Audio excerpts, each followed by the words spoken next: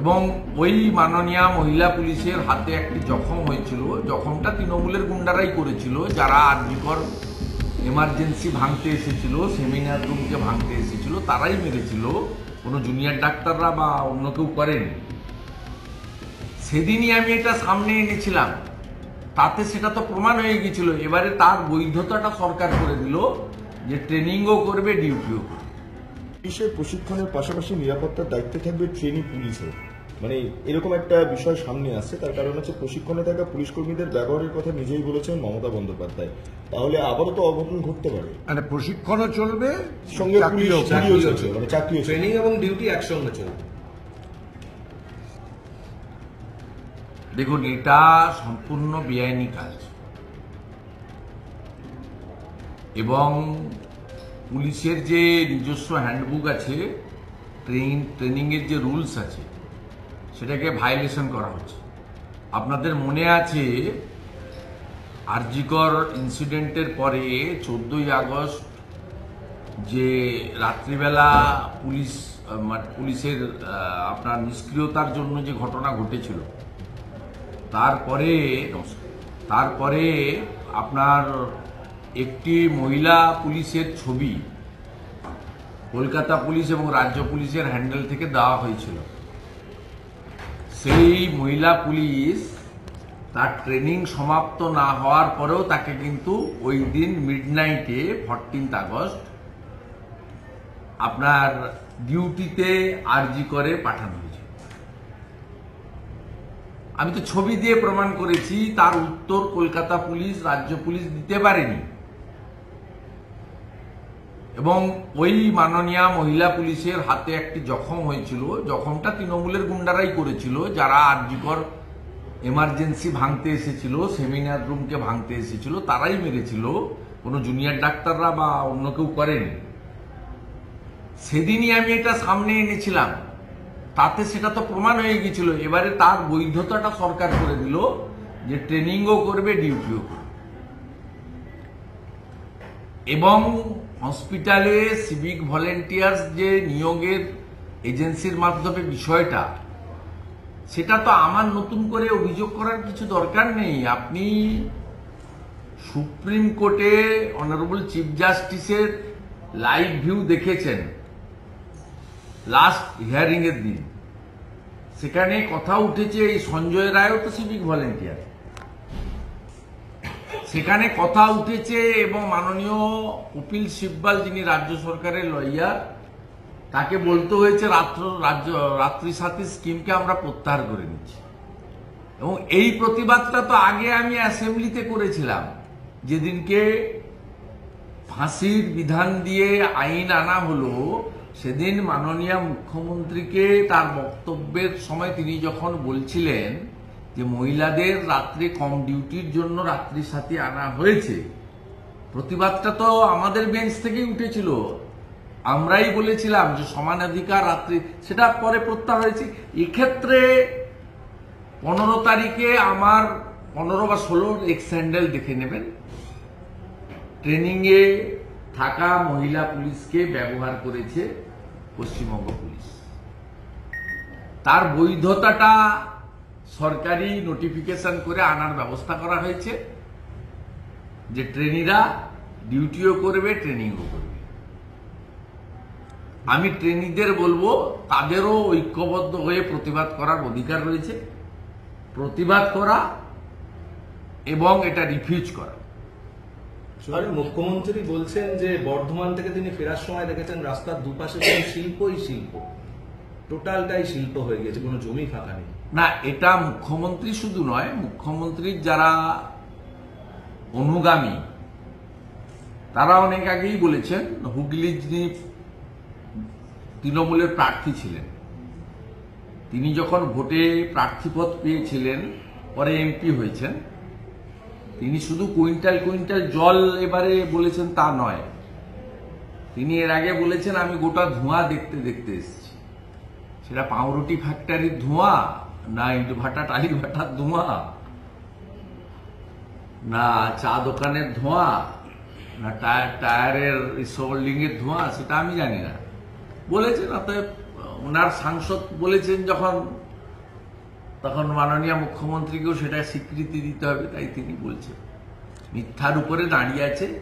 পশ্চিমবঙ্গ সর্বদিক থেকে শেষ হয়ে গেছে। মুসলিম ভোট আর পুলিশ এই দুটো করে এই রাজ্যতে ক্ষমতায় আছে। সাধারণ মানুষের সমর্থন নেই, ভোট হয় না, মানুষ ভোট দিতে পারে না, গণতান্ত্রিক অধিকার নেই। আর মুখ্যমন্ত্রী যে কত মিথ্যা কথা বলেন তার উদাহরণ প্রত্যেক দিনই দেয়া যায়, কিন্তু সবচেয়ে যে বড় বিষয়টা জনগণ ধরে ফেলেছে, বাংলার মা বোনেরা বিশেষ করে ধরে ফেলেছেন, সেটা হলো 14ই আগস্ট মুখ্যমন্ত্রী বলেছিলেন যে 10 লক্ষ টাকা তো দেওয়া যেতেই পারে। পরবর্তীকালে যখন তিনি বললেন যে আমি টাকার কথা উল্লেখ করিনি, সেদিনই বাংলার মানুষ প্রতিক্রিয়া দিয়েছে সোশ্যাল মিডিয়াতে, ইউটিউবে, মেনস্ট্রিম মিডিয়াতে এবং জনে জনে, যে এত বড় মুখ্যমন্ত্রী, মিথ্যাবাদী মুখ্যমন্ত্রী, জনপ্রতিনিধি স্বাধীনতার পরে আমাদের দেশে আর আসেনি। একটা ব্যাপার তারা বলেছেন যে তারা পুজোর দিনগুলোতে এবং এখনো তারা প্রতিদিন 5টা থেকে 7টা তারা অভয়া স্মৃতিতে তারা সেক্ষেত্রে সেখানে জমায়েত করবেন। উৎসবে তারা যোগ দিচ্ছেন না, যদিও সাধারণ মানুষকে তারা বাধা দিচ্ছেন না যে তারা উৎসবে যোগ দেবেন না বলে, কিন্তু তারা যেটা বলছেন যে তারা নিজেরা কিন্তু দেখুন, উৎসবে আমি যোগ দেবেন আমার না। এই ডাক্তার ভাই বোনদের নিয়ে বেশি কথা বলি না। আমি প্রথম থেকে বলেছি বিজেপিরও মরাল সাপোর্ট আছে, আমারও মরাল সাপোর্ট আছে ওদের প্রতি, এবং ওরা ভালো লড়াই দিয়েছেন, লড়াই করছেন। ওরা কোথায় থামবেন, কোথায় যাবেন, কমপ্লিটলি ওদের নিজস্ব ব্যাপার। এর সঙ্গে কোনো মন্তব্য করা, পরামর্শ দেওয়া উচিত না। আমি রাজ্যের বিরোধী দলনেতা হিসেবে, যে পার্টি বিধানসভায় 2 কোটি 28 লক্ষ ভোট পেয়েছে, লোকসভায় 2 কোটি 33 লক্ষ ভোট পেয়েছে, একটা বিগ ব্লক, মানুষ ভোট দিয়েছে। আমি এলওপি হিসেবে একটা পরামর্শ ওদের দিয়েছিলাম। যখন রাজ্য সরকার ওদের চিঠি দিয়ে ডাকলো, আমি তখন বলেছিলাম যে আপনারা এই আন্দোলনকে অরাজনৈতিক রেখেছেন, রাজনৈতিক নেতা নেত্রী জনপ্রতিনিধিদের ভিড়তে দেননি, পতাকা ব্যবহার করতে দেননি, রাজনৈতিক স্লোগান দিতে দেননি। আমাদের এতে কোনো আপত্তি নেই, সমর্থন আছে। আপনারা রাজনৈতিক লোকের সঙ্গে বসবেন না, আপনারা আধিকারিকদের সঙ্গে বসুন। আমি সেদিন পরামর্শ দিয়েছিলাম এয়ারপোর্টের গেটে দাঁড়িয়ে, মুখ্য সচিবের সঙ্গে বসুন, সাংবিধানিক প্রধান রাজ্যপালের মধ্যস্থতায় বসুন। আপনি আপনাদের যেহেতু অরাজনৈতিক আন্দোলন, রাজনৈতিক ব্যক্তিত্ব মুখ্যমন্ত্রী হতে পারে প্রশাসনিক কর্তৃ, after all she is political figure, public representative, এবং একটা পার্টিকে তিনি বিলংস করেন বা লিডারশিপ দেন, সেটা ওরা শোনেনি। ন্যাচারালি আমি আর নতুন করে আমার ভাই বোনদের পরামর্শ দিতে চাই না। শুধু একটা খবর পেয়ে খুব কষ্ট লাগলো, ওরা একটা কনভেনশন করার জন্য ধনধান্য বুক করেছিল, ফিরাদ হাকিমের কাছে কনসেশন চেয়েছিল রেটে।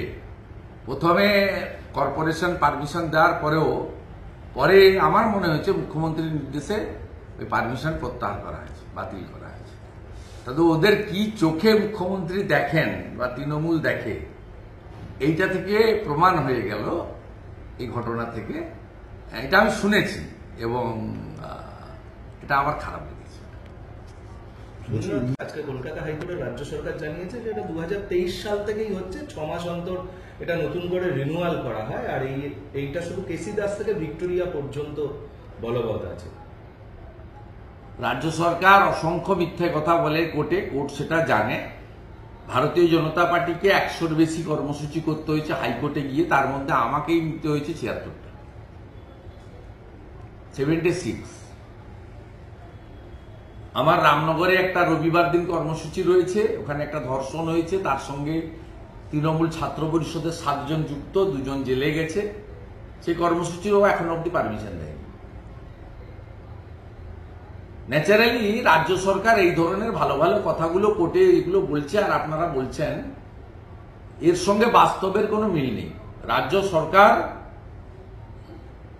বিরোধীদের কণ্ঠরোধ করে এবং রাজ্য সরকার প্রধান বিরোধী দল বিশেষ করে বিজেপিকে কোনো কর্মসূচি করতে দেয় না। শ্যামবাজারের ধর্ণা বলুন, হাজরাতে 200 জন নিয়ে মিটিং বলুন আর ধর্মতলার ধর্ণা বলুন, সব জায়গায় কোর্ট থেকে অনুমোদন নিয়ে আমাদেরকে পারমিশন নিয়ে করতে হয়। এমনকি সন্দেশখালিতে বিরোধী দলনেতাকে ঢুকতে গেলে 3 বার হাইকোর্টে যেতে হয় এবং হাইকোর্টের ডিভিশন বেঞ্চের অর্ডার আসা পর্যন্ত ওনাকে দাঁড় করিয়ে রাখা হয়, আমাদের মাটিতে রাস্তায় বসে থাকতে হয়।